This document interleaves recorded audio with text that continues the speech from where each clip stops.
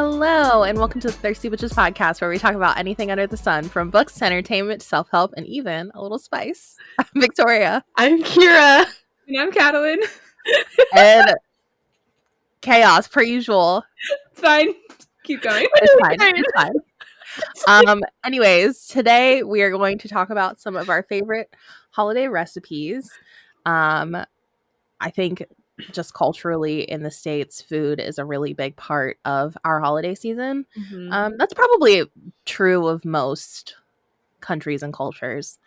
And, we just wanted to share some of our favorites with everybody. And I think it's really interesting to see just like across the states, like how different it is. Like the South is so different from like New York.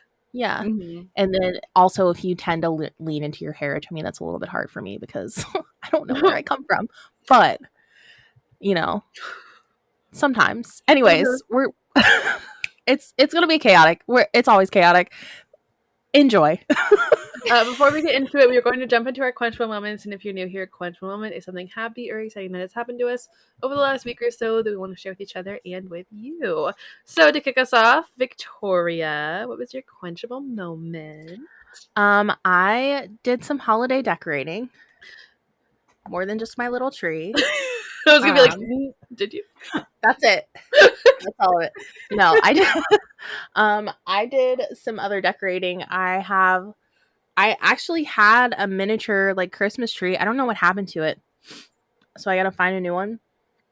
But I just have like little bits of decor up throughout my room, and my mom made me a Christmas wreath, and I put it over my bed where my book wreath usually is. I'll make sure to take a picture of it and share it in the Discord server. But yeah, I just was feeling a little festive, so I decided to decorate a little bit. I was saying it yesterday, and I'll say it again. I rubbed up on you.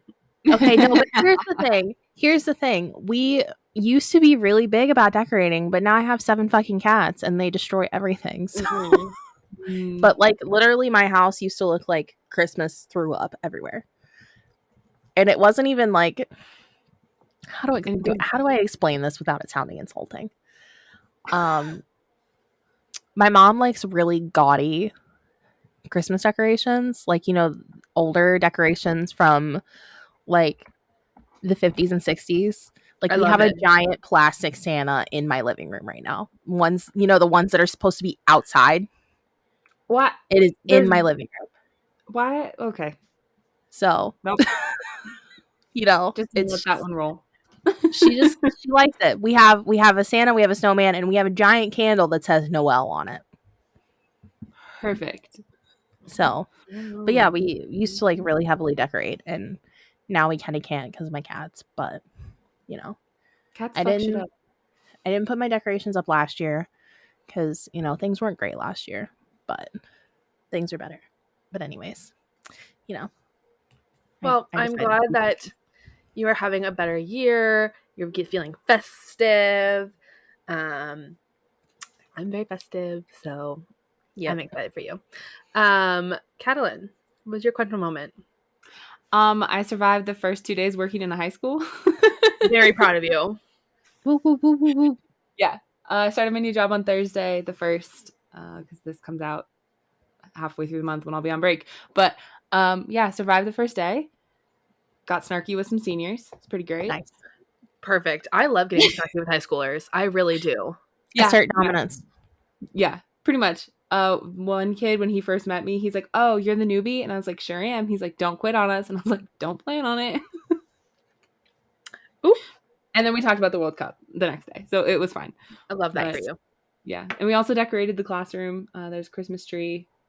We hung up snowflakes, but the snowflakes aren't necessarily a good thing. So yeah, I saw your snap about that. I was really confused. Okay. Yeah. So a lot of the kids in the program are failing their classes. And so each snowflake represents a failing class for each of the students. There's 153 snowflakes. Why are we using snowflakes? Yeah, that's some negative reinforcement there. But if they get their grade up, they get to cut one down. Oh, okay. It was my boss's idea. We just went with it. Physical representation of improvement, I guess. I feel like I don't know how I like that. But it makes the room look festive at the same time. Okay. As long as you don't tell anyone outside of the classroom what the snowflakes mean, it's fine. Well, I mean, we've told the boys, and they're just kind of like, oh. And then like some of the seniors like, I only have one F, and we're like, okay, then get your grade up and you can take one down. Like, and they're like low enough, so like I'm running into them all the time, but that's really depressing. Yeah. Anyways, so yeah, I survived my first 2 days in high school. I didn't get lost on my second day going to my classroom by myself. So proud of you. Yeah, proud of you. Yay. Kira, what was yours? So mine is that I finally got a gym membership. Very exciting. It's something I've been wanting to do for a while. I haven't been to a physical gym since May because the last 2 years I have been, technically the last year because of COVID, I have been using the gym on the campus that I was at for my master's degree. So I didn't have to worry about getting a gym membership. I just had to worry about a bunch of college students getting in my way. This time though, I do have a new gym membership. I'm very happy about it. I got multi-pass. I can like go to the gym in my mom's area too, and not have to worry about that. I'm very excited. You guys know how much like I love to lift. I am going because like I'm not happy with the way I look right now, but also I just find a lot of therapy in going to the gym. For those of you who don't know, I'm like a heavy lifter. I love deadlifting and squatting and just feeling how strong I can get, which I feel like comes with the territory when you start in the gym. You give it like a year or two and all you care about is like seeing how heavy you can end up lifting. Like I love knowing that sometimes I am lifting much heavier than the dude right next to me. It's great.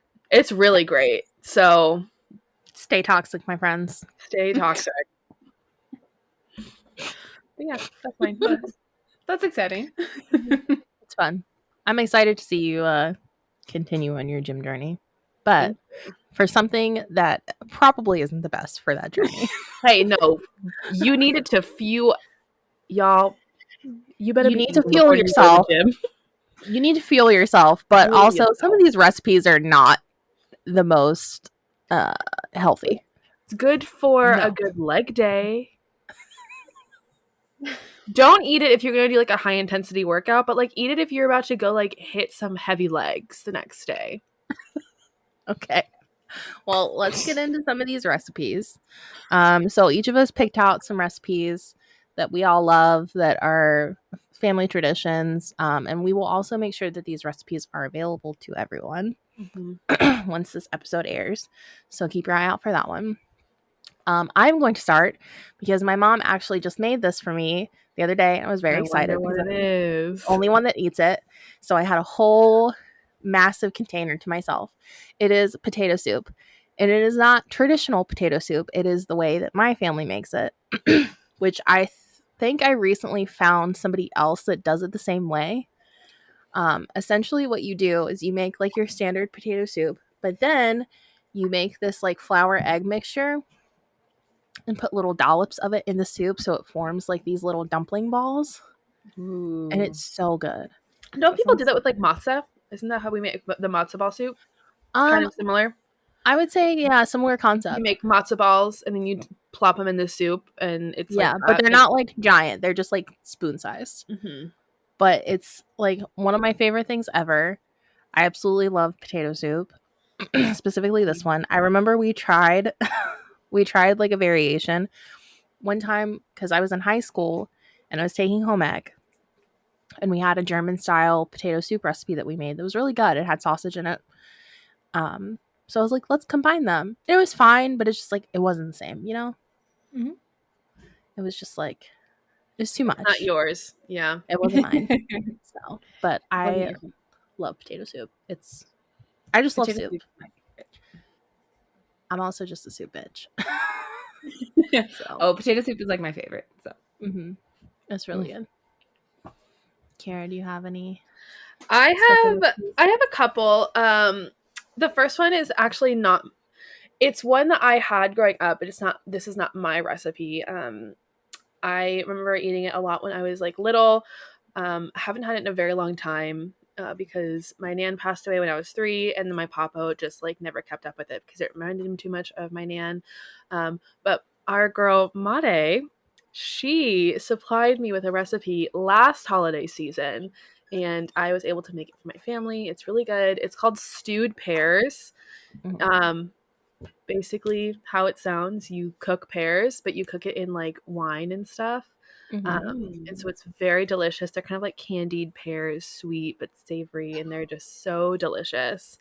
My nan used to make it for us when we were little, and they were just like one of my favorite things to have. We will have that recipe for you guys. Don't worry. Like we are going to share these recipes with you guys, and that's like the best part. But another thing that my nan and my papa used to make that I picked up myself a few years ago because I missed it so much. It's called Pfannkuchen. They're German style pancakes. So Pfannkuchen is a German word.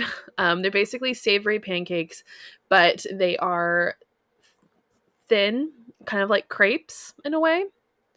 It's like just like egg, flour, and some salt, basically, and then you like butter the pan, you put the batter in, and you flip it, and you butter the pan every single time that you do it because they're supposed to be like buttery and thin and just delicious. They're basically like these little savory pancakes. A lot of people will put like herbs and stuff in it to give it a little more zest. In my family, we like to make split pea soup, and you eat the Pfannkuchen with the. I love split pea soup, and I know it's like not a big thing for a lot of people. I really enjoy it because it's very nostalgic for me because my papa would make it when we were little, and he would always come over to our house randomly in the middle of the week, and he would have a big batch of split pea soup and Pfannkuchen for us that he would have made. And we're just like, oh my god, like what? Where'd this come from? And he's like, oh, I thought of you guys, so I made it. And we're like, and so now it's very nostalgic for me. It reminds me of my childhood and stuff. It looks like I don't think I've ever had split pea soup before. It's so good. Like, is it like a creamy soup? Like, what is it texture? Yeah, okay, it's creamy. You basically, I have never made it myself. My mom's made it. And my family makes it by it like from hand. They don't have like, because you can like buy split pea soup like in like containers and stuff. But I'm pretty sure like they cook the peas and then they like kind of purify like puree them. Thank you. Puree them. And yeah, it's like a creamy soup. okay, gotcha. Mm-hmm. Yeah, we add a little bit of milk to it. Just makes it very hearty and creamy. My oma, to my papa's grandmother, my oma and my opa, I don't think I've talked about it on here. I know you guys know this. My grandfather was born in 1938 in Germany. So he lived through World War II as a young kid, and they didn't have a lot of resources. And so split pea soup is like one of like their main like meals a lot because they had peas, and you just have to feed people with what you got. And so this was the recipe that my oma and opa made for my papa and his 5 siblings a lot, but they also made a lot for like the rest of the village too. They kind of just like came together and made a lot of food. My oma breastfed babies like to help keep people alive during that time, even though she had no babies. She's like a wet nurse. So it has like a long lineage in my family. It's really good. The Pfannkuchen is also like something that they made a lot there because flour and eggs were also, they lived in Western Germany, Northwestern Germany. So they had a lot of farmlands, a lot of chickens. So a lot of eggs. But it's really good. I highly recommend it. Everyone go try it. I'm obsessed. I make it all the time. So part of the reason why I asked like if the soup that you had was like a creamy kind of soup, because one of the soups that I really love is asparagus soup, and a lot of people assume that it's like a blended soup, but it's not. And typically we usually make it after Thanksgiving. So like what my grandmother will do is she'll like cook the turkey carcass down and get like all of that meat off of it, make a broth with it, and then just essentially throw giant chunks of asparagus in it. Okay, so My 10 out mom of 10. does something similar. I don't have it anymore because obviously, like, I don't eat meat anymore.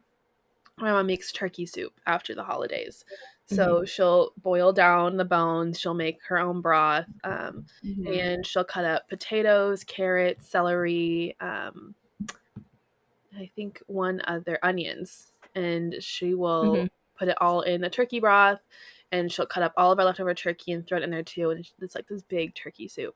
I stopped eating it a few years ago because for some reason I was always the one that had the bowl with that random piece of turkey bone in it, and it would always freak me out every time I put it in my mouth. So ain't gonna happen. Yeah, hard pass. That's fair. Hard pass. It was always mine too. My mom was like, I peeled them all out. I'm like, obviously not. And it was every year. No one else had the issue. I did. Like multiple years running. I'm like, I hate this shit. Yeah. I do this every year. Yeah, I do this every year. I've been saying that constantly. I know, I do too. These last- We I watched do this Ice every Age when year. they were here, helping me get my shit together in Seattle. So that was fun. Doesn't anybody love me? Doesn't anyone love Cinderella? Okay, sorry. There's one more that I have. It's not food. No, but I know this one. It's a drink. Again, this kind of ties back to my papa's roots in Germany. It's called Glühwein. If you're unfamiliar with that term, it's mulled wine, basically. And if you go to, I believe at World Market, Cost Plus World Market, they have bottled versions of Glühwein, and you can go get it. They have different like flavors and stuff. It's really good. If you've never had it and you don't want to like sit down and like make it yourself, I definitely recommend like going to World Market and like looking at those bottles. They're pretty good. All you have to do is put it in like a pot and warm it up, because you're supposed to drink it warm. But Glühwein is a staple in my family. When I was growing up, we used to go to this place called the Copeling House, for my papa. It was like this big like holiday celebration that they would have every year in Los Angeles. And the Copeling House is basically it is not a halfway house, but it's kind of like a hostel halfway house in a way. People who come over from Europe would live there while they got on their feet. And so my papa stayed there when he first moved here, and he became a member, and he always donated money to them, and so my mom did too. And so we would go there every year for Christmas. During their Christmas parties, they would have Santa, and every kid would get a present, and usually the present would be something. As an adult now, I understand that my papa or my mom would have bought in that present originally and like given it to Santa to give, because he calls us up on stage and he asks us what we wanted for Christmas, and he gives us a present, and so we're there in front of all these people. But we would have like this big party, and they would have mulled wine for all the parents. The kids would have that really good like punch that had the sherbet in it. I don't know if you guys have ever had that. Yeah. So good. Oh my god, I drank so much of it. And then speculazzi cookies. If you're not familiar with speculazzi cookies, you need to get them. I will give Catalan a link to a good brand to put in the description. They are so delicious. My mom and I search for them every year. We love speculazzi cookies. But anyways, mulled wine. It's literally wine that is heated up with like oranges and cloves and cinnamon, and it's just good and warm, and it just like warms you up from the inside. So those are some of the holiday things that I like to have every year. Yeah. I am not like part of a family that does cocktails really. We're just not like drinkers. We make spiked eggnog while we put the tree up. So yeah, we don't typically drink. Like one year we had some champagne and that was it. But one of like our very area specific recipes, and this recipe, it's my grandmother's, and it was actually printed in like a county cookbook that they made years and years and years ago. And when I worked at the flea market, we would do a like a holiday thing. I don't remember what we called it. But we would have food and do like giveaways from the vendors and stuff like that. And I always made this, and everybody loved it, to the point where I had to start like having cards with the recipe on it to hand out as people got it. and it's called Texas caviar. Love Texas caviar. And essentially it's just a big mix of like beans and vegetables. And do you put avocado my grandmother in hers? No, we don't put avocado in ours. My mom puts avocado in hers and it's so yummy. But we put jalapeno in ours. A lot of jalapeno in ours. So spicy. It was always super popular. Why is it spicy? Because we like it spicy. My grandmother really likes spicy stuff, so I think that really just like shows like the difference from like where you grew up and where I grew up. It's like you grew up in the South, you put a lot of spice and jalapenos, and I grew up in Southern California, we put avocados and fucking everything. Yes. Yes. But yeah, that one's a super popular recipe. The last two that I have are sweet things, which is a good segue into what Catalin has, because I think you have all sweet stuff. Because Catalin is our resident baker. I have one savory thing, but it's fine. Well, we'll get to Go ahead. Yeah, you're fine. But the big things for us are banana bread, specifically the banana bread that my mom makes. My mom has been asked for years to make it as gifts for people. So instead of buying things, she'll just make them loaves of banana bread. Mm-hmm. She'll spend probably an entire day making just banana bread. And it's wild. Really good. And then Oreo balls. I like to make Oreo balls because they're super easy. Oreo balls. Literally just crush up some Oreos, mix in some things, and then roll them up, cover them in chocolate, and you're good to go. And they're great. I want that in my mouth right now. They're really easy. We'll have the recipe up. You can make them. Yep. Super easy. I'm going to make them. All right. So I only have 3 recipes that I have. I mean, I can include the like sugar cookies and chocolate chip cookies I make in the cookbook, but I feel like those are kind of normal. Those are standard. Yeah. So the first one is not a sweet. It's butterball soup. It's something my family makes Christmas Eve. It's a Germans from Russia specific thing that my family did. It's pretty much you boil some chicken, you buy like the frozen egg noodles from the store. My mom always tells me that she made them with her grandma, and she always tried to get the recipe, but it was always just like, it's a pinch of this, and my mom's like, well, how much is a pinch of that? And her grandma would just like hold out her hand and like, this much. She's like, it's not gonna work, but okay. And then you make the butter balls, which are pretty much just breadcrumbs, allspice, and I don't know if it's like heavy whipping cream or what it is. And then you just like roll it together and then put it in the soup to cook with the noodles. And that's what we have Christmas Eve as like a kind of more bland meal before you have all the like really like savory things on Christmas Day. And then yeah. I love the egg noodles. They're my weakness. And then, like Kira said, I like to bake a lot this time of year. And so the first one is apple cider cookies. Pretty much sugar cookies, and then you throw in some apple cider mix. I just found them last year, and they've been like a real big hit. So. Right here. Hey, Kira. I'll send you some. I will be at my mom's house in California, so you can send them. Okay. So send them to your mom's house? Okay. Yeah. Sounds good. Stop. Yeah.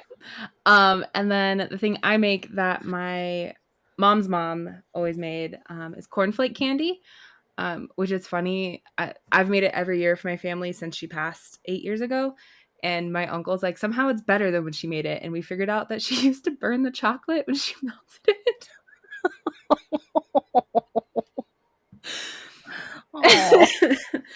Which, yeah, that was the Thanksgiving conversation. We all just died laughing. But pretty much it's cornflakes, chopped dates, chopped walnuts, and Hershey's chocolate. And you mix it all together, put it in the fridge, and break it apart. And another one that has been a big hit. I've made it for like every work party at the museum that I was at, and I made it for my own going away party and made sure to leave some for them. So nice. I'm sure the boys are very excited about the fact that they have a teacher who bakes. I don't know. I've only known them for 2 days, so I don't know. Oh, that's true. They'll be very excited once you start bringing find out. Right? Why would I bring them treats though? They're kind of assholes. Positive reinforcement. They need someone to show them love in their life. Yes, that's very true. That's very true. But they need love and affection. We'll see if I make enough this year to bring it to them, and maybe next year. Your cornflake candy kind of reminds me of puppy chow. I was thinking the same thing. Yeah. Well, I made it when you guys came to Colorado. Yeah. So yummy. I didn't have any. Oh, well, it's very similar to puppy chow. It's just It's delicious. Yeah. And I don't know where my grandma got the recipe. I took a lot. She was born in 1933 and grew up in eastern Colorado during like the height of the Dust Bowl and the Depression. So who knows at this point? Yeah, recipes, family recipes. It's always wild. It's always interesting to see like culturally how things are different for people. Like I know I talked about this at work the other day with some of my coworkers because we did like a ranking of Thanksgiving Day foods. Mm-hmm. And people need to stop hating on green bean casserole, by the way. We all had it ranked pretty high, but we were talking about like non-traditional things that we have. Like we always have lima beans. We always had sauerkraut because it's like leaning really heavily into the German influence. So it's always interesting to see. My mom loves sauerkraut. She just gets it. Gets it whenever.